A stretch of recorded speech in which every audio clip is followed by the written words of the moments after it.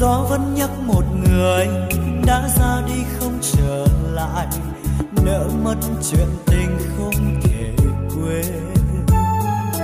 Bước những chuỗi ngày dài ấp ôm bao đêm huyền diệu, ánh mắt ấy giờ này xa lắm. Thoáng phút chốc giật mình, ngỡ như em đang thật gần, gió đánh thức vì tôi ngủ mê. Thắp ánh sáng bước qua đêm thơ, chờ mong ngày mai khát vọng. Và gió vẫn thế, gió mang tôi đi tìm em. Dẫu có lúc nước mắt tuôn rơi như hạt sương bé nhỏ. Gió sẽ hát gì sao, gió ru tim tôi ngày ngày mãi xôn xao.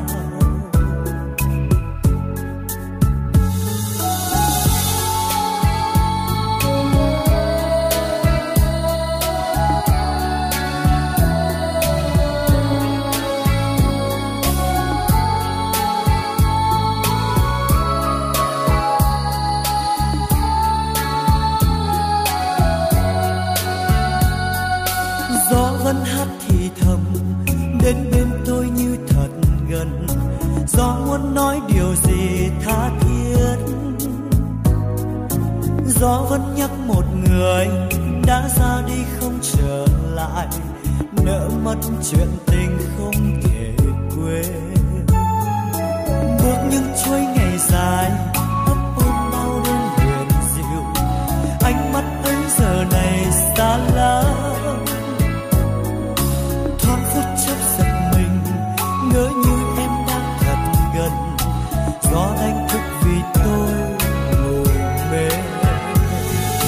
Thắp ánh sáng bước qua đêm thơ, chờ mong ngày mai khát vọng.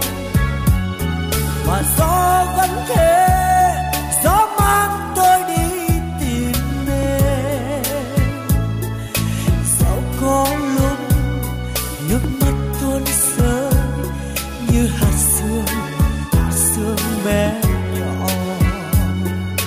Gió sẽ hát gì sao, gió ru tim tôi ngày ngày mãi xôn xao.